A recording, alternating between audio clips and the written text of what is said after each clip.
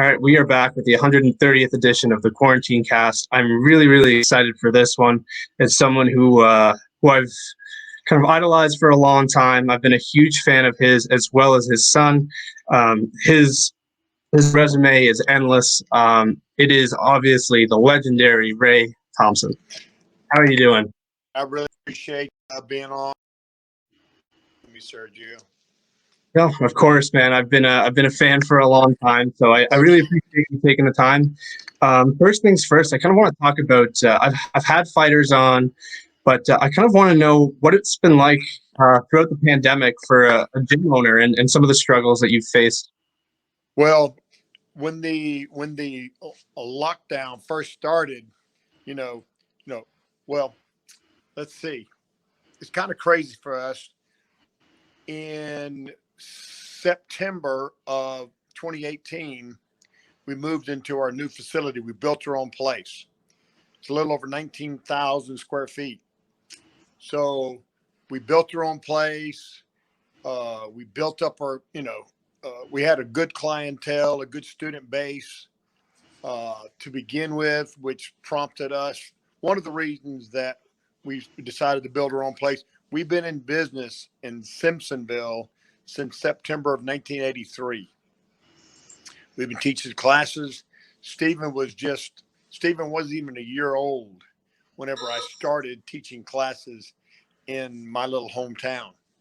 So we've been here a long time. We've rented for years. Well, we rented until September of 2018.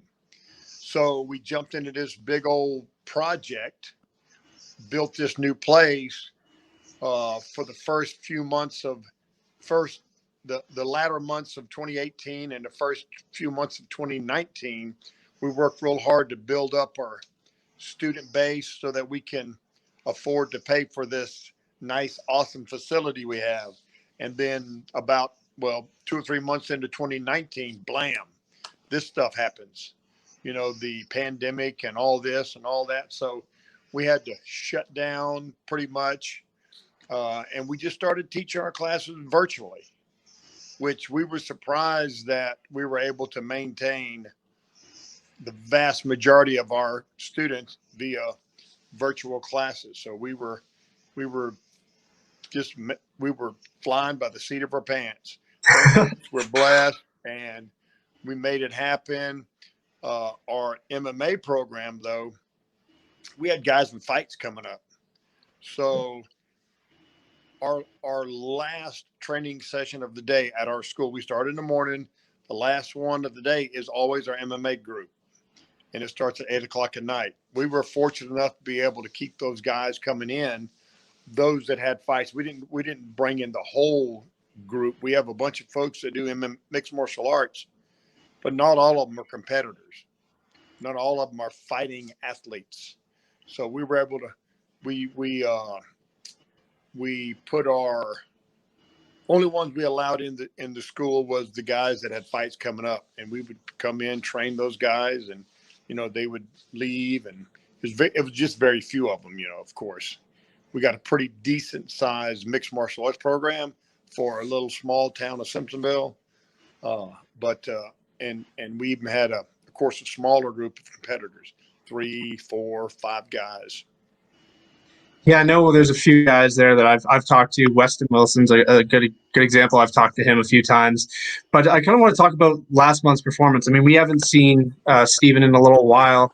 What was your thoughts on his performance as a whole, and kind of talk about the training camp? Because you talked about some of the struggles that you faced at the gym there. So talk about his performance and as a father as well as from a coach's perspective. Well, I thought his performance was one of the better performances he ever had. He, he trained. We trained through the pandemic. He trains all the time. Unless he's injured, he's on the mat training. He may not be in full camp mode, but he's always doing something. But the training camp for him was one of the best training camps. What really surprised us is how well the weight cut went. Our weight cut went actually very well. So that really helps when you have bad weight cuts, or when you have rough weight cuts, even if they're not really bad. Even a rough one will definitely affect you come fight time. So we were able to do an excellent weight cut, excellent rehydration, which allowed him to perform better. So his performance was excellent. Yeah. The only injuries, really, the only real injuries that he sustained were pretty much self-inflicted. Like, for example, the headbutt, that was like a mutual thing. And the injury to the thigh, if you're looking around, I think it was round 4, near the end of round 4, he injured his right thigh just above the knee. And that's when he did that little jumping knee, hit Neil in the body, but the knee hit Neil's body, but the thigh hit Neil's elbow. So that caused that big contusion, that big bruise that popped up on his thigh. He wasn't sure what happened. So when he was over whenever the buzzer went off, he kind of bent his knee. He saw this big mouse on his thigh. He thought it was his kneecap. He thought that was his kneecap that had popped up on his thigh. He wasn't sure. So anyway, he did the little bend the knee thing, and nothing happened. So he went back and between the 4th and 5th round, sat down on the stool and indicated to me that he thinks his kneecap had shifted. So I kind of moved a little bit. I knew what it was. I knew it was a bruise. I knew it wasn't his kneecap. But anyway, I said, well, you got to get out there and finish the round. You got another round to go. You got 2 choices, win or lose. So he stepped back out there and did what he did in that 5th round. He never stands and throws. So for him to stand and throw, he had to be significantly hampered, or the pain had to be pretty great. So, but anyway, the only injury he's had was those 2. He had a little scuff mark here, from the jabs and stuff, but he never really got hurt other than those 2 situations: mutual headbutt, and then of course the jumping knee. Yeah, I mean, I remember like when he was throwing there in the 5th, I was like, this is very unusual. It's not something that we see him do really ever. Yeah. I want to talk about kind of the last time something like that happened, where I mean, the first thing I thought of when he started doing that was, Anthony Pettis, right? Like the last time that he kind of engaged a little bit was the knockout with Anthony Pettis. From a father's perspective, were you worried about maybe that happening again? And kind of talk about what that was like for you, seeing him get knocked out, because that's something he had never experienced before in his career, both in MMA and in kickboxing. Well, he's had almost, he had 76 fights before he finally got knocked out. 57 of those were kickboxing. I couldn't believe what I was seeing. When he went down, I was like, what just happened? I was dumbfounded to see him down there on the canvas. But it was painful. Yeah. But, he's a grown man, and he signed up for the job. You know what I'm saying? So, and I knew, okay, he'd been knocked out. I mean, I've never been knocked out, but I've seen stars. I've seen it. I've had my eyes go black where it looks like you're in a big dark tunnel and very small light at the end. I've been there, but he was put to sleep. And props to Pettis. That was one fight. If we could run that one back, or if we can do it again, that would be an awesome run back, because I think it would be. Well, of course, I know it'd be a different outcome, and I think you'd see a much different effort from Wonderboy on that. He was playing the tag game for some reason. Our plan wasn't for him to fight the way he did in that particular fight. Our plan was for him to just, as soon as that buzzer went off, make it across the cage, lay him down in his corner, go home. But as soon as that cage closed in that first round, he started that hitting and moving, tap, tap, tap. You know, cost him. I want to talk about something that we don't like. I've never had the chance to because I've never spoken to someone who's the head coach of their son. You know, it's not something you see often. I mean, there's only a few examples I can think of with Khabib and his dad and Floyd with his uncle. Usually it doesn't work out. So kind of talk about, I guess, that relationship and how you can kind of separate the, you know, like when we're home, I'm dad. When we're in the gym, I'm coach. How do you manage to divide that? Well, you know, it's not like our our father son coach athlete relationship. That, you know, we've got bumps and bruises and stuff. Sure, he has ideas of things he would like to do, and I have ideas of things I would like for him to do. I have to remind him every now and again that, you know, yeah, I'm your dad, but I am still your head coach. Yeah. You know what I'm saying? But not very often, honestly. Very seldom do I have to do that. He's very intelligent in the fight game, and I recognize that. But I also have to let him know that I recognize that. You know what I'm saying? Yeah. Uh, he's been at this all of his life. He'll be 38 next month. He started training martial arts when he was 3 years old, and he's had very little to no time off. The only time he's had time off is when he's injured, Yeah. and he just, you know, he trains. He just does. So his martial arts IQ is extremely high, at least for our standard anyway. You know, you might compare him to, I don't know. You know, there's guys out there that are light years ahead of us, but for our little world and for he's got a very high martial arts IQ.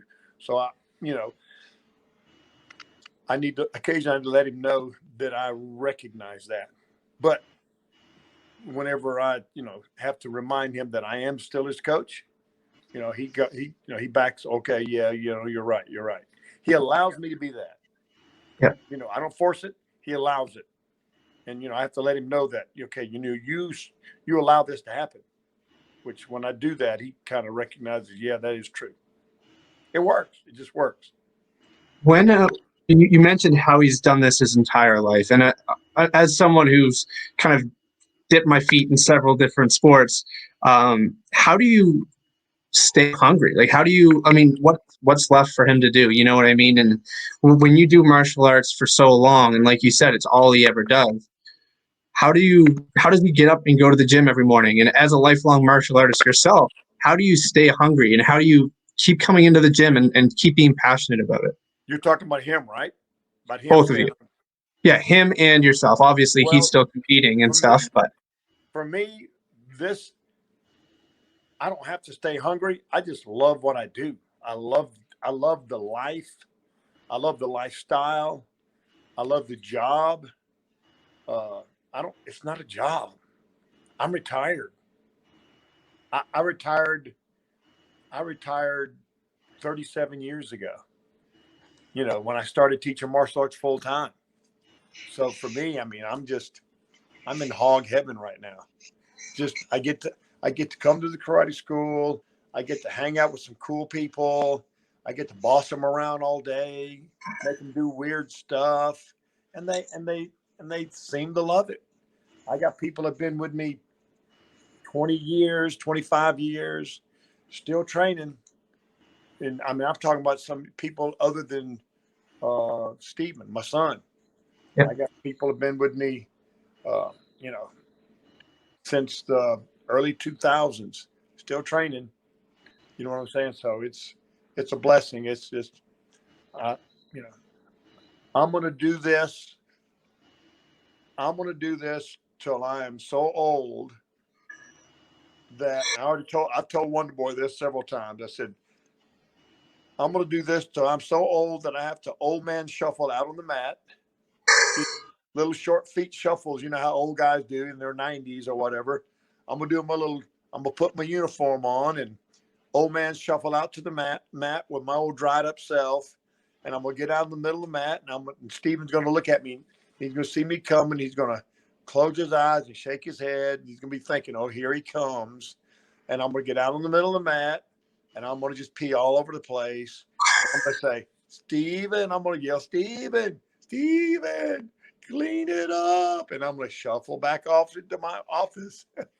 I'm going to just torture him. I'm going to torture him when I get so old I can't do this anymore. That's my plan anyway. So God may come get me tonight. I don't know. But as it stands right now, I'm going to torture him when I get a chance. I love that. It's cool that you can kind of see the relationship there, even just when you're talking about it. You mentioned some people being there with you for 20 plus years. I want to talk about some of the killers that we may not know about. I mean, I'm a fan of Weston Wilson. I've talked to him before. So obviously, Wonderboy is, everyone knows who Wonderboy is. But who are some of the secret killers there that we may not be aware of? Well, I got several actually. I have, of course, Weston Wilson.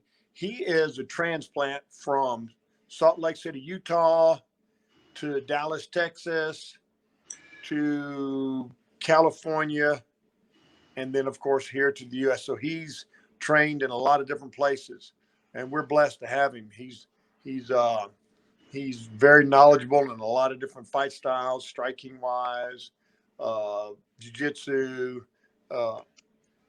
wrestling. He's trained in Brazil.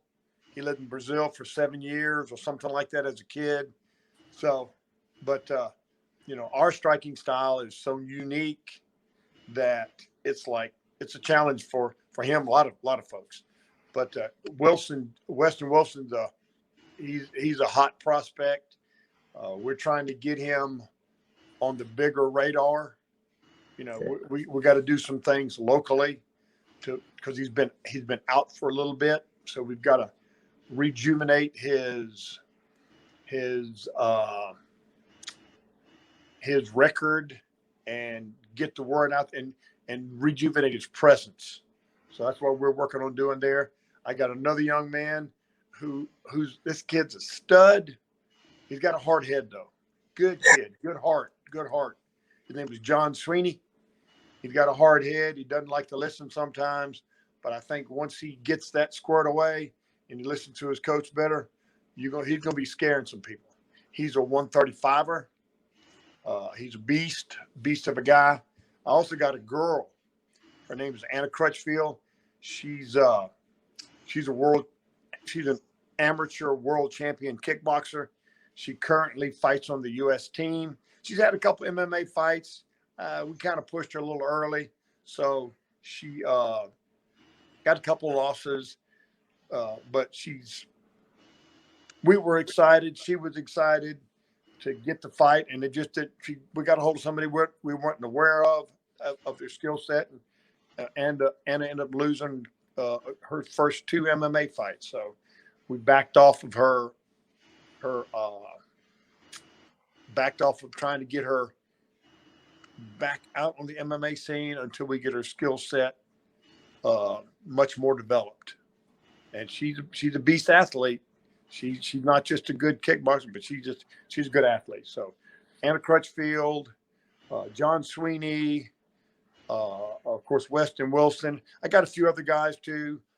Wes McCracken, he's transplant from California too. So we're working with him. We got a few names, but those are my 3 other than Stephen. That are I suspect they'll make waves. Perfect. I like hearing about that because it makes me do some digging. It makes me watch some fights. So any new prospects, I always like hearing about them. Obviously, your proudest achievements are probably anything Wonderboy does, and then also any of your students do. But I can't go without asking you. I mean, you've got quite the resume yourself. Multiple degrees of black belts in several different disciplines. So I kind of want to touch on those. But the big one is, if you could only pick one, if you could erase all belts had to be stripped away from you, all titles. I mean, you've got a 7th degree black belt in Tetsushin, Ryu, Kempo, Karate, which I can't even pronounce. But you've also represented the U.S. national team overseas. If you could only have one title, what would it be? if I were to have if I would have one rank, One rank. it would definitely be my Kempo Karate rank. It's a blend system. It's such an awesome, diverse style. I mean, I'm ranked in a lot of different systems, but my Tetsu Shinryu Kempo Karate system is by far my most diverse system. It's not my system. I have an instructor. I have a guy that I train under, Professor Tommy Siegler. We were childhood buddies. We grew up in the martial arts. He started before I did, and I've been training under him since the 70s. He's an awesome guy. So I'm the number 2 guy in his martial arts system. Tommy Siegler is Professor Siegler is the number 1 guy, but by far it would be the Kempo Karate system. It's a blend style. It has self-defense aspects. It has weapons, practical and classical weapons application. It has an artistic aspect to it as well, and it's a down and dirty system. Also, it's a very well blended system. You know, mixed martial arts system is good. It's good for mixed martial arts, but you learn nothing about weapons in that style. It's all empty hands. You know what I'm saying? Yeah. So it's a good empty hand system. But you know, when you're in a street situation, you don't have a clue what's coming. Yeah. It could be whatever. So that's one thing I like about my Kempo Karate style. If I had one belt to pick, one rank, one method to study and perfect, or just study, it would be that system. I want to ask a couple more questions and then I'll let you go. I appreciate every minute I have with you. I could pick your brain for a while, but I'm honored to be here, man. Just glad to be here. Thank you. I know that, I mean, when you look back, when you first got into the sport, or when Stephen first got into the sport, or anyone that you've coached first got into the sport, there has to be things that you wish you could have done differently, or things you could have taught differently. If you had one message for a young martial artist, whether it's someone who's 6 or 7, or someone who's 25 and just brand new to it, what would the message be? That would be easy. Take your time, especially if you're going in competitive martial arts. Take your time, develop your skill set. Don't get in a rush. Unless if you're in your mid to late 30s, I would think twice about going competitive martial arts. But if you're intent upon being competitive, make sure your skill set's developed. You got to have your striking, you got to have your wrestling, and of course, you got to have your jiu-jitsu. You got to get those 3. And you got to develop a good base in those. Don't get too much of a hurry, So that would be what I would tell them. Really, really seek out as high a possible level as you can in those 3 styles. One more I would recommend is to make sure that whatever gym or school or facility you train at, be careful that you don't get in some place, because there's some big gyms out there and they put out killers. Yeah. A lot of times those killers use the new guys, as punching bags. So you got to be careful with that. I mean, it's just the nature of the business. You got to have, so be careful of the gym that you go to. That you don't get in there. At our facility, we have our sparring style is really different, and when we spar with one another, we only spar twice a week. We don't spar much. We drill a lot, and our drilling is fairly aggressive, but little to no chance of anybody really getting injured. Accidents happen. You bump heads and stuff. Maybe stump a toe or something, get your finger caught in the cage or something. But for the most part, we drill pretty aggressively. But when it comes sparring time, we use a lot of control in our sparring. A lot of fighters lose their chin in the gym trying to knock each other out and all that nonsense. We don't subscribe to that style of training. Yeah. I want to. I'll ask you two more questions, and then I promise I'll let you go. So, when Stephen came with you with the idea of, you know what, I want to do MMA. I mean, the guy was already established. He'd won many world titles in kickboxing. It's a whole new element, right? You've got wrestling, you've got jiu-jitsu, and all these other different disciplines now. What was your initial reaction to that? Well, I was excited about it because I knew that's where the fight sport world was going. Yeah. Headed to the mixed martial arts arena. I knew it's such an exciting sport. It's such a blend. It's, Bruce Lee was the consummate mixed martial artist. Yeah. Back in the 70s. I fought in a tournament 12 or 13 years before the first UFC, which was stand up to the ground. It was full contact. We didn't have MMA gloves. We had boxing gloves, but we would do takedowns and we would do, I believe in it. Whenever I saw that there was a legit attempt to put together a competitive style of martial arts where you blend striking with jiu-jitsu, with wrestling, and you put it all together, shoot, I love that. I thought that was great. But as a kid for Stephen, he couldn't start off in that. And when he was growing up, mixed martial arts was, it was, was non-existent. So we got him started in kickboxing, and then he really developed and really took off with that. So near the end of his kickboxing career, MMA was really coming out. You know what I'm saying? It was UFC was really growing. It was really developing, and we just came along at least I thought was a pretty good time for him ending his kickboxing career and transitioning into the mixed martial arts. And whenever he mentioned that he wanted to go that route, I'm all for it because I knew he's such a talented kid. I mean, I think I got a fairly decent eye for recognizing talent. And when he was a youngster, I could tell he could very well be a high level athlete. And dang if he didn't jump right in there and took to it like fish to water. And here we are. Here we are is right. I mean, arguably one fight away from yet another title shot. He's had two not go his way. What do you, as a coach? There's lots of matchups out there for him. Obviously, Usman, Colby Covington, Jorge Masvidal. Which do you think would complement his style the best? Which one would you like to see?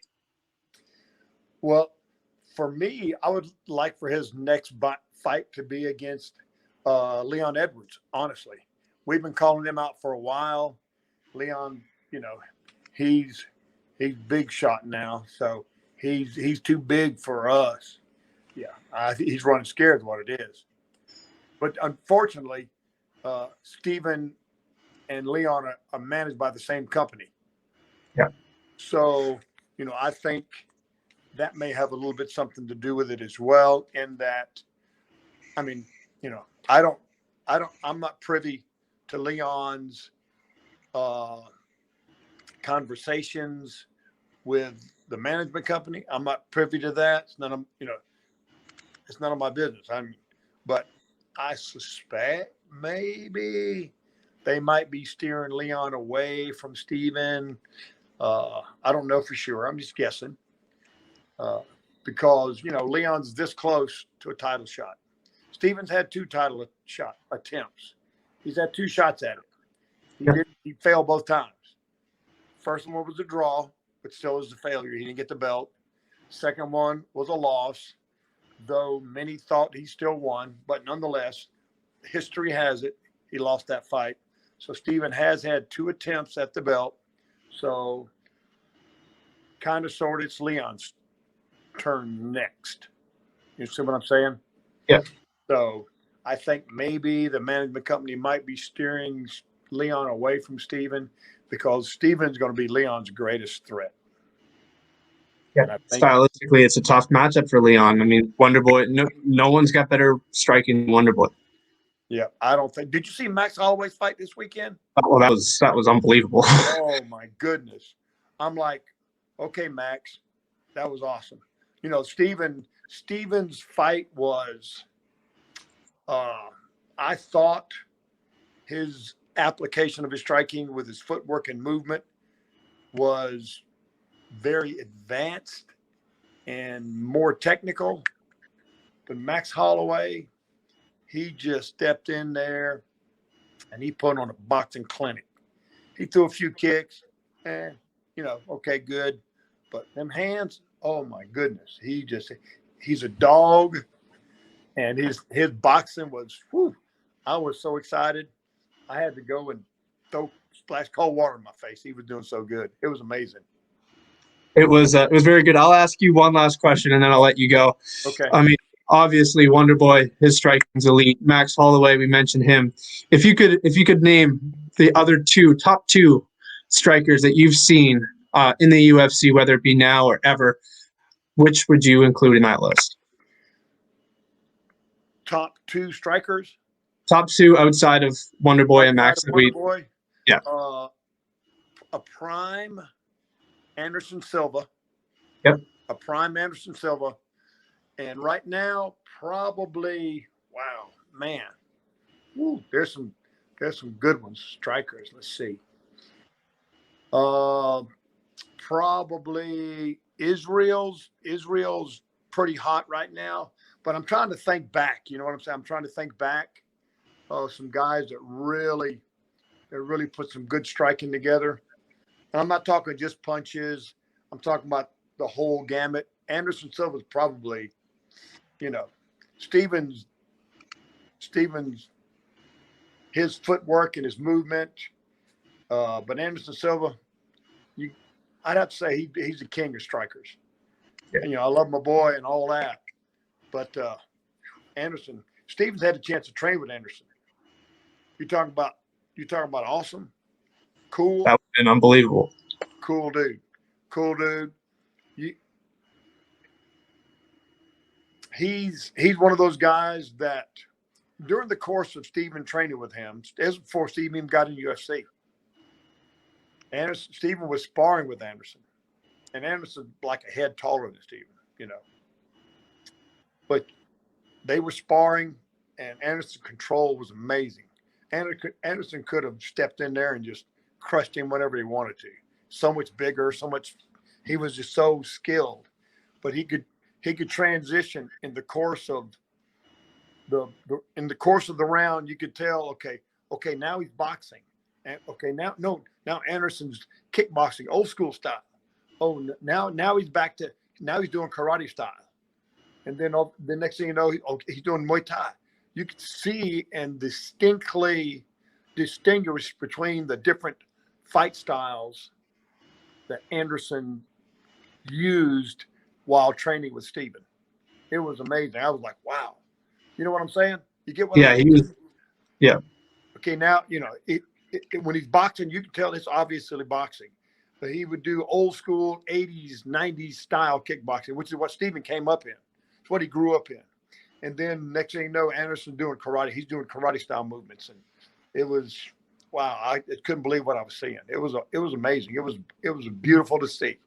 And at the end of the training session, after Anderson was finished training with all the guys, he took the guys that came in to train with him to help him get ready. He took them all through a training session. He became the coach and trained all those guys on his own. I thought that was huge for me as a coach. These guys came in to help Anderson get ready. He's getting ready for a fight. So he would have this wrestling guy and he would that jiu-jitsu guy, and all these guys were there to help him. So after his training was over, then he took all those guys, grouped them up. Okay, guys, now I'm going to train you. So, I mean, how can you not love a guy like that? I mean, he's probably one of the nicest MFers outside of Wonderboy there is on this planet. If you were going to give the NMF belt to somebody other than Stephen, Anderson would be that guy. He's an amazing guy. So, but Anderson was one of my guys. Definitely, I have to put him at the top of the heap. Maybe Stephen right underneath him. I'm just talking about overall skill, just footwork, movement, striking, the whole blend. And then after him, man, I don't know. Give me some help. There's so many good guys out there. I mean, there's Izzy. What Izzy's been able to do. Yerzinho looks very good outside of his loss to Francis, who can knock out anybody out. But that's just modern day. But if Max Holloway looked unbelievable. Conor McGregor has great boxing as well. Conor's in. If there was a group of 5, Conor would definitely be in that group. So I'm gonna say Anderson, top of the heap, number 1. I'm gonna say number 2 for WB. Then I'm gonna say Izzy's number 3. I'm not talking knockout arts. I'm just talking about striking skill. You know what I'm saying? So that's how I would go with it if it were me picking the list. I mean, I agree with that list entirely. Thank you. I mean, I could talk to you for hours. It's an honor to speak with you. So thank you very much for the time. And I can't wait to see what's next with Wonderboy, with Weston, and the entire team. So best of luck and stay safe. Thanks so much, Sergio. I really enjoyed it. And holler at me anytime. I will. I'll be sure to do that, man. Thank you very much for the time and best of luck with everything. Pleasure. Thank you. I like your poster in the background, though. I was going to point that out when you mentioned Bruce Lee. So, all right, man, all the best. There we go. Ray Thompson, been a fan of his for a while, obviously, him and Wonderboy. If you guys haven't yet, be sure to like, comment, and subscribe, and stay tuned for more videos.